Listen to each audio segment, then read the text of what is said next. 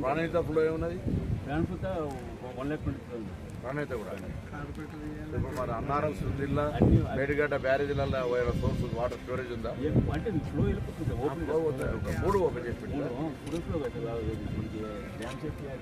మూడింటిని ఓపెన్ చేసి పెట్టుకున్నారా ఒకటి పలిగిన మేడిగడ్డ మాత్రమే అన్నారం సుందిల్లో కూడా ప్రకృతి సహకరించి కుండపోత వర్షాలు కాకుండా గ్యాప్ ఇచ్చుకుంటూ వర్షాలు పడడం వల్ల నీటి చుక్క ప్రతిదీ వినియోగంలోకి వచ్చి అది ప్రాజెక్టులోకి రావడము చెరువులోకి రావడము పొంగి పొర్లిపోయే వృధా అయ్యేటువంటి పరిస్థితి లేకుండా జరుగుతోంది.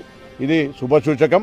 అదేవిధంగా ఇవన్నీ కూడా తొందరలో 2-3 రోజులు వర్షాలు ఈ విధంగానే పడి నిండినట్టయితే అందరికీ కూడా జలకళతోటి ఎప్పటికీ రాబోయే కాలంలో వ్యవసాయం మరొక్కసారి ఈ రాష్ట్రంలో ఇబ్బంది లేకుండా జరుగుతుంది. ఆ విధంగా జరగాలని ప్రతిపక్షాలు కూడా కోరుకోవాలి. రాజకీయాన్ని ఇంకో విధంగా చేయండి తప్ప వర్షాలు ప్రాజెక్టులు వ్యవసాయం పేరు మీద రాజకీయం చేయొద్దని కోరుతాను.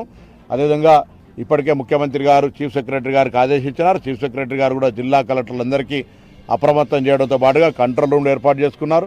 అదేవిధంగా ఎక్కడికక్కడ అప్రమత్తంగా ఉండడమే కాకుండా ఇప్పుడు హైదరాబాద్ లాంటి ప్రాంతం లోపల అక్కడ పాఠశాలకు సెలవు ఇచ్చినారు. ఇంకెక్కడైనా జిల్లాలో ఎవరికైనా ఒకవేళ వర్ష తీవ్రత ఉంటే జిల్లా కలెక్టర్లే తమ అక్కడ ఉన్నటువంటి విశేష అధికారులతోటి పాఠశాలలకు సెలవులు ప్రకటించే విధంగా ప్రభుత్వం కూడా ఆదేశాలు జారీ చేయడం జరిగింది.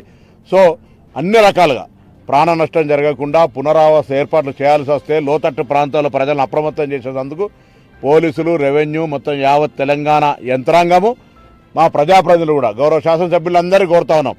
నిన్నటి నుంచి మా ప్రభుత్వ విప్పుల ద్వారా అందరు ఎమ్మెల్యేలకు కూడా సందేశం ఇచ్చినాం.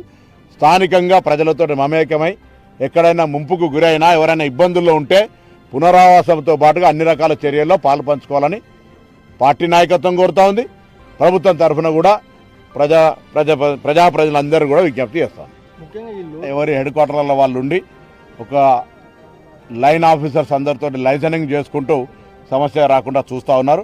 హైదరాబాద్ ఇన్ఛార్జ్ మంత్రి కూడా అక్కడ అధికారులందరితో ఆన్లైన్లోనే సంప్రదిస్తూ ఉన్నాం. అక్కడ కూడా ఎక్కడ ఇబ్బంది లేదు.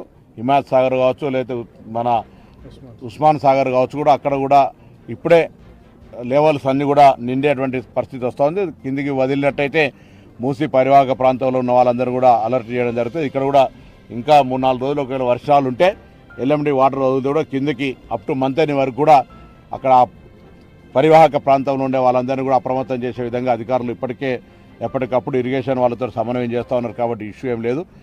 ఇది ఏమైనా ఈరోజు కాళేశ్వరం నీళ్లు లేకుండానే ఈ ప్రాజెక్టులన్నీ ఏర్పడుతూ ఉన్నాయి. కాళేశ్వరం నీళ్లకు సంబంధించి రాజకీయంగా మాట్లాడుతారు. నిన్న మాజీ పార్లమెంట్ సభ్యుడు కూడా మాట్లాడినటువంటి సందర్భంగా చెప్తా ఉన్నాం. ఈరోజు టెక్నికల్ కమిటీ నిపుణుల సాంకేతిక కమిటీ ఇచ్చిన సూచన మేరకే సుందిల్లా మేడిగడ్డ అన్నారంలో నీళ్లు నిల్వ ఉంచడం లేదు. కానీ ఎల్లంపల్లి వాటర్ను ప్రతి చుక్కను వినియోగించుకునే విధంగా రేపు వరద కాలువ ద్వారా ఇంకా శ్రీరామ్ సాగర్ 62 టీఎంసీలే వచ్చింది. దాని కెపాసిటీకి అవి వచ్చిన తర్వాత అవన్నీ కూడా ఈ ప్రాంతంలో ఉండబడే అన్ని ప్రాజెక్టులు నింపుకునే విధంగా మరి కార్యక్రమం చేపట్టడం జరిగింది. ఇవన్నీ కూడా ప్రభుత్వం ఎప్పటికప్పుడు ఇరిగేషన్ శాఖ రెవెన్యూ పరంగా అన్ని రకాలుగా మరి చర్యలు తీసుకోవడం జరుగుతుంది. దీని మీద రాజకీయం చేయాల్సిన అవసరం లేదు. మేము ఆనాడు కూడా చెప్పినాం, ఇవాళ కూడా చెప్తున్నాం. ప్రాణహిత చేవేళ్ళ నుండి వచ్చే నీళ్లు తమ్మిడిహట్టి నుంచి ఎల్లంపల్లికి తీసుకొచ్చి గుండెకాయ లాంటి ఎల్లంపల్లి నుంచి మిడ్మానర్ తీసుకొచ్చినట్టయితే మిడ్మానర్ కింద ఉన్నటువంటి లోయర్ మేనర్ కావచ్చు, రేపు గౌరవెల్లి గండిపల్లి కావచ్చు, రంగనాయక సాగర్ కావచ్చు, కొండపోచమ్మ కావచ్చు, మల్లాన్న సాగర్ కావచ్చు, ఇవన్నీ కూడా తీసుకుపోయేటువంటి ఒక పరిస్థితి ఉండి కూడా అది కాకుండా కిందికి వృధాగా చేసినారనేటువంటిది ఎస్టాబ్లిష్ అవుతుంది ప్రజల్లో. ఇది పూర్తిగా మాకు ఇంకా భవిష్యత్తులో ఇబ్బంది కలుగుతుందని మొండి వాదన చేసే ప్రయత్నం చేస్తారు.